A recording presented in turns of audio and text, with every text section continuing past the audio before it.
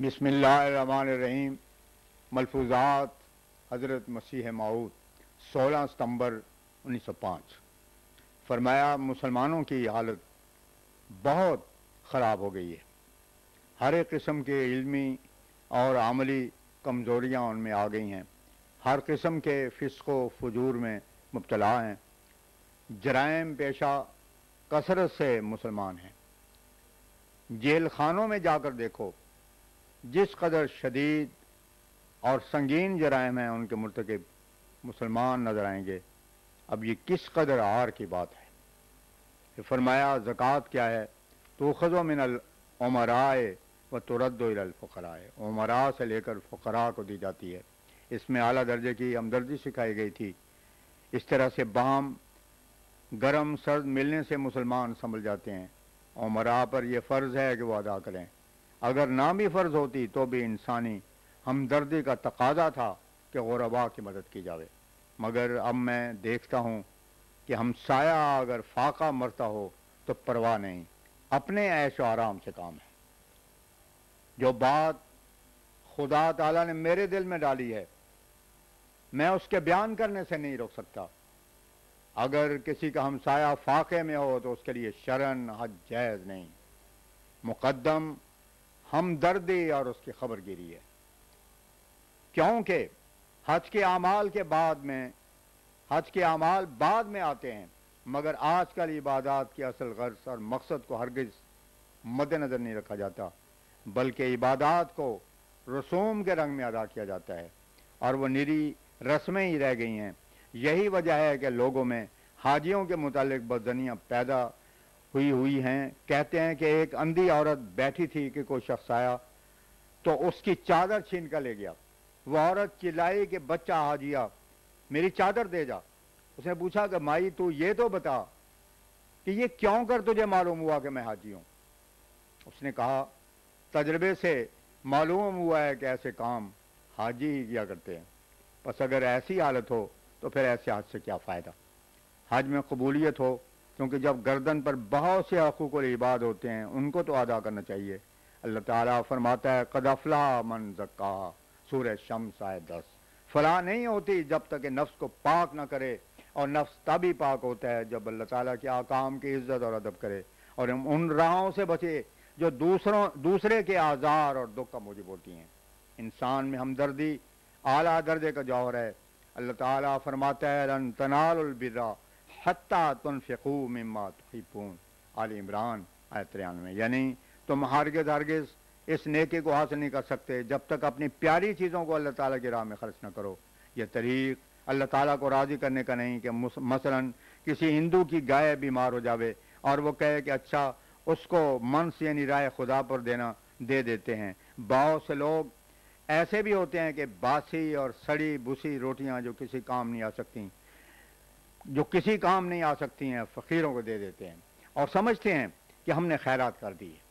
ऐसी बातें अल्लाह ताला को मंजूर नहीं और ना ऐसी खैरात मकबूल हो सकती है। वो तो साफ तौर पर कहता है, लन तनालुल बिर्रा हत्ता तुनफ़िक़ू मिम्मा तुहिब्बून। हकीकत में कोई नेकी हो नहीं सकती जब तक अपने प्यारे मार अल्लाह ताला की राह में उसके दीन की शाद और उसके मखलूक की हमदर्दी के लिए खर्च न करो।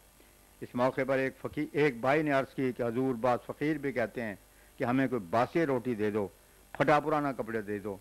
वो मांगते ही पुराना और बासी हैं। इस पर हज़रत अक़दस ने फरमाया, क्या तुम नई दे दोगे? वो क्या करें, जानते हैं कि कोई नई नहीं देगा, इसलिए वो ऐसा सवाल करते हैं। जहाँ तक हो सके मखलूक के साथ हमदर्दी और शफ़क़त करो।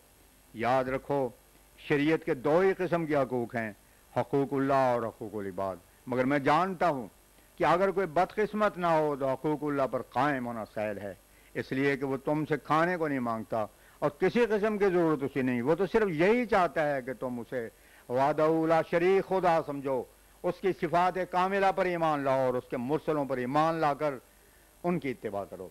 लेकिन हुकूकुल इबाद में आकर मुश्किलात पैदा होती हैं, जहाँ नफ्स धोखा देता है, एक भाई का हक़ है और उसके दबा लेने का फतवा देता है। मुकदमात होते हैं तो चाहता है कि शरीक को एक हब्बा ना मिले, सब कुछ मुझी को मिल जाए।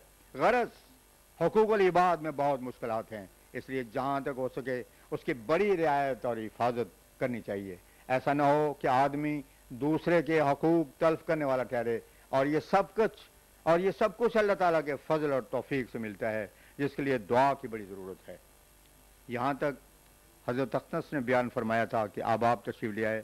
حضرت حکیم الامت مولانا نور الدین بھی آ گئے، اس لیے سلسلہ کلام بند کر دیا، اور پھر حضور نے مقرراً مسئلہ سود بینک کے متعلق فرمایا جو پہلے ذکر ہو چکا ہے۔ اسلام آباد، جاپان اور اشاعت اسلام کے مضمون پر سلسلہ کلام شروع ہو گیا، جس کا مفہوم یہ تھا، فرمایا مجھے معلوم ہوا ہے کہ جاپانیوں کو اسلام کی طرف توجہ ہوئی ہے، اس لیے کوئی ایسی جامع کتاب ہو جس میں اسلام کی حقیقت پورے طور پر درج کر دی جاوے، گویا اسلام کی پوری تصویر ہو، جس طرح پر انسان سراپا بیان کرتا ہے اور سر سے لے کر پاؤں تک کی تصویر کھینچ دیتا ہے۔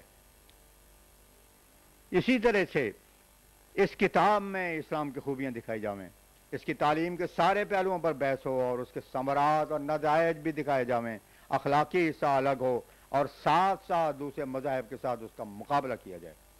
فرمایا اسلام کا پورا نقشہ کھینچا جاوے کہ اسلام کیا ہے، صرف بعض مضامین مثلا تعدد ازدواج وغیرہ پر چھوٹے چھوٹے مضامین لکھنا ایسا ہے جیسے کہ کسی کو سارا بدن نہ دکھایا جاوے اور صرف ایک انگلی دکھا دی جائے، یہ مفید نہیں ہو سکتا۔ پوری طرح دکھانا چاہیے کہ اسلام میں کیا کیا خوبیاں ہیں، اور پھر ساتھ ہی دیگر مذاہب کا حال بھی لکھ دینا چاہیے۔ وہ لوگ بالکل بے خبر ہیں کہ اسلام کیا شے ہے، تمام اصول، فروع اور اخلاقی حالات کا ذکر کرنا چاہیے۔ اس کے واسطے ایک مستقل کتاب لکھنی چاہیے جس کو پڑھ کر وہ لوگ دوسری کتاب کے محتاج نہ رہیں۔ فرمایا میرے نزدیک تو یہ ضرورت ایسی ضرورت ہے کہ جس شخص پر حج فرض ہے اسے بھی چاہیے کہ وہ اپنا روپے دینی جہاد میں صرف کر دے۔ ایک مرتبہ حضرت صلی اللہ علیہ وسلم کو 5 نمازیں اکٹھی پڑھنی پڑی تھیں، لیکن اب چونکہ تلوار کا جہاد نہیں بلکہ صرف قلم کا جہاد رہ گیا ہے، اس لیے اسی ذریعہ سے اس میں ہمت، وقت اور مال کو خرچ کرنا چاہیے۔ خوب سمجھ لو کہ اب مذہبی لڑائیوں کا زمانہ نہیں، اس لیے کہ حضرت صلی اللہ علیہ وسلم کے وقت میں جو لڑائیاں ہوتی تھیں اس کی وجہ یہ نہ تھی کہ وہ جبراً مسلمان بنانا چاہتے تھے، بلکہ لڑائیاں بھی دفاع کے طور پر تھیں۔ جب مسلمانوں کو سخت دکھ دیا گیا اور مکے سے نکال دیا گیا اور بہت سے مسلمان شہید ہو چکے، تب اللہ تعالیٰ نے حکم دیا کہ اسی رنگ میں ان کا مقابلہ کرو۔ پس وہ حفاظت خود اختیاری کے رنگ میں لڑائیاں لڑنی پڑیں، مگر اب وہ زمانہ نہیں ہے، ہر طرح سے امن اور آزادی ہے۔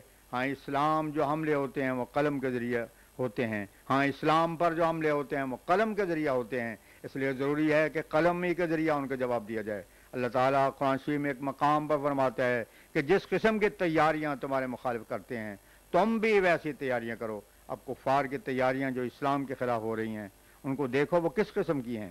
یہ نہیں کہ وہ فوجیں جمع کرتے ہیں، نہیں، بلکہ وہ طرح طرح کی کتابیں اور رسالے شائع کرتے ہیں۔ اس لیے ہمارا بھی فرض ہے کہ ہم بھی ان کے جواب میں قلم اٹھائیں اور رسالوں اور کتابوں کے ذریعے ان کے حملوں کو روک دیں۔ یہ نہیں ہو سکتا کہ بیماری کچھ اور علاج کچھ اور کیا جائے، اگر ایسا ہو تو اس کا نتیجہ ہمیشہ غیر مفید اور برا ہوگا۔ فرمایا پادری لوگ طرح طرح کے مکر و فریب کے ساتھ اسلام کے برخلاف کتابیں شائع کرتے ہیں اور غلط باتیں افطرا پردازی سے لکھتے ہیں۔ جب تک ان خبیث باتوں سے حضرت صلی اللہ علیہ وسلم کا پاک ہونا ثابت نہ کیا جائے، اسلام کی اشاعت کس طرح ہو سکتی ہے؟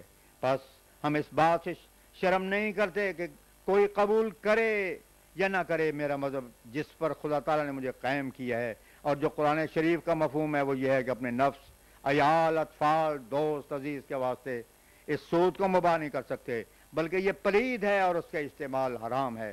لیکن اس ذوف اسلام کے زمانے میں جبکہ دین مالی امداد کا سخت محتاج ہے، اسلام کی مدد ضرور کرنی چاہیے۔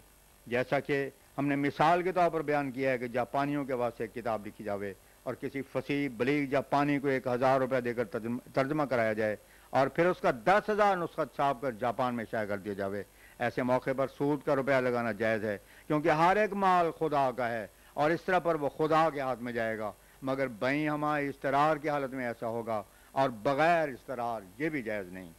ایک دوست نے حضور کی خدمت میں عرض کی کہ اگر اس طرح سے ایک خاص امر کے واسطے سود کے روپے کمانے کی اجازت دی گئی ہو تو لوگوں میں اس کا رواج وسیع ہو کر عام قباحتیں پیدا ہو جائیں گی۔ حضرت اقدس نے فرمایا کہ بیجا عذر تراشنے کے واسطے تو بڑے ہیلے ہیں، باشری لا تقربوا الصلاۃ کے یہ معنی کر دیتے ہیں کہ نماز نہ پڑھو.